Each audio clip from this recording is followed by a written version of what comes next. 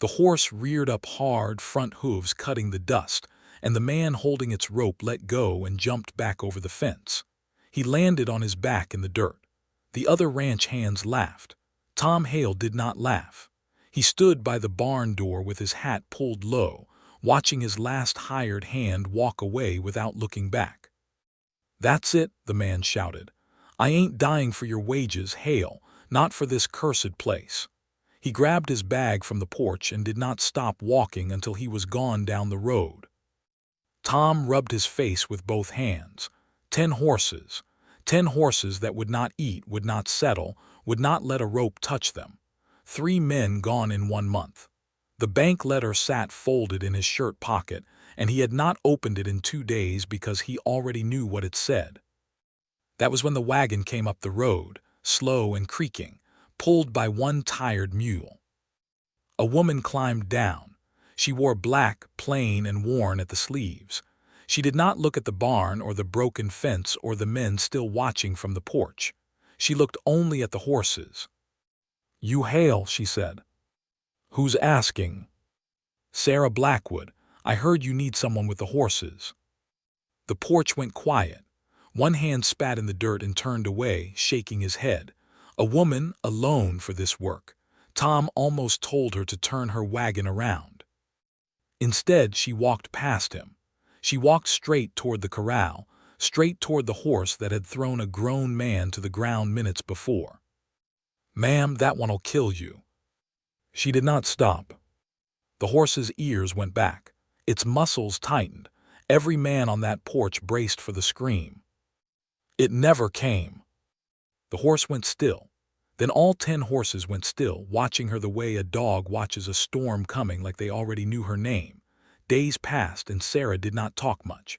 She moved slow and quiet around the horses. She gave them water. She brushed the mud from their backs. At night she sang old songs, soft ones the kind mothers sing to bobbies. Tom watched from the barn door, arms crossed, saying nothing.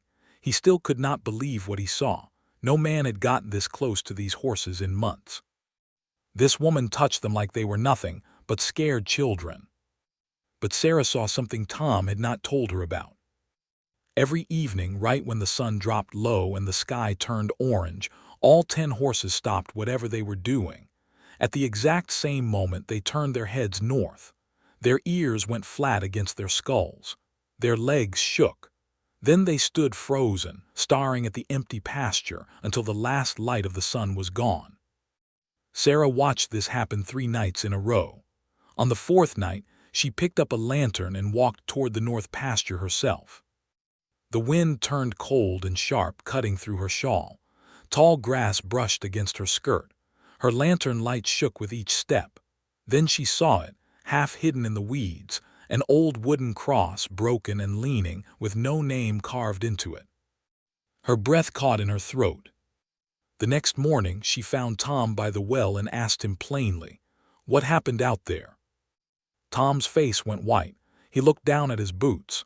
His hands, usually steady, trembled at his sides. "That was my brother," he said, his voice low and cracking. "Daniel, he worked these horses before you did. He died out there one night." He paused a long moment, swallowing hard. "I never told anyone how." Sarah said nothing. She only watched his face and waited, sensing the heaviest part of the story had not yet been spoken. Sarah did not push him. She just waited, quiet, letting the silence do the asking for her. And slowly, word by word, the truth began to spill out of Tom like water from a cracked jug. "Daniel and I fought that day," Tom said. His voice shook. "Over money, over nothing, really. Stupid things brothers fight over." He rubbed his hands together like he was trying to warm them, though the morning was not cold. "A storm came that night. Daniel rode out to the north pasture to check the fence line. I was still angry. I didn't go with him." He stopped. Sarah did not fill the silence. She let him carry it himself. "The horse threw him," Tom said finally. "I found out too late. I should have gone looking sooner. I should have swallowed my pride and gone after him. But I sat in this house angry while my brother lay out there in the storm." His eyes filled with tears he did not let fall. "By the time I found him, he was already gone." Tom told her the rest in broken pieces. He had buried Daniel alone, in secret, out of shame. He never told the town the real story. It was easier to let people whisper about curses and evil spirits than to say out loud what he had done, or what he had failed to do. Sarah looked toward the corral, where the horses stood watching them both, still and silent. "The horses aren't cursed, Tom," she said gently. "They watched it happen. They watched Daniel fall and they watched you not come." She paused. "Animals remember. Every single night at sunset they live it again." Tom's shoulders dropped, like a weight he had carried for a year had finally been named out loud. "They aren't haunting this ranch," Sarah said. "They're grieving it same as you." Tom looked at her, his eyes red and tired. "Then how do I stop it?" Sarah's answer was simple and firm. "You don't stop grief, Tom, you face it." That evening, as the sky turned orange and the sun began to sink low, Tom walked toward the north pasture. His legs felt heavy, like they did not want to carry him there. Sarah walked beside him, silent, not pushing, just present, the way a true friend stands close without saying a word.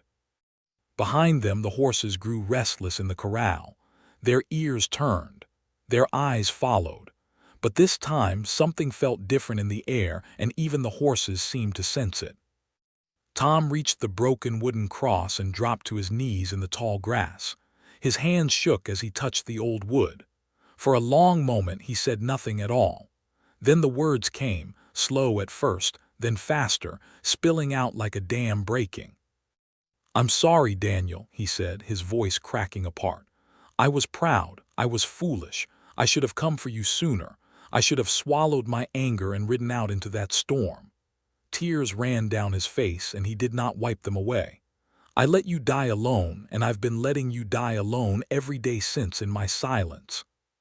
He cried then, fully, the way a man cries when he has held something in for far too long. Sarah stood beside him, saying nothing, only staying close. Back at the corral, the horses stopped shaking. All 10 of them lifted their heads at once. Their ears rose. Slowly, calmly, they walked to the fence and stood watching the 2 figures in the distance, still and quiet, as if some heavy weight had finally lifted from the land itself. In the weeks that followed, the ranch began to change. The horses ate well. They worked well. They let other hands near them again. Tom built his brother a real grave with a proper marker and fresh flowers laid every week. Sarah stayed on, not just as a hired hand, but as someone who understood loss the way Tom did. And the town, which once whispered about curses, now told a different story. A story about a quiet widow who came when no one else would, and about horses who knew the truth long before the rancher was brave enough to face it.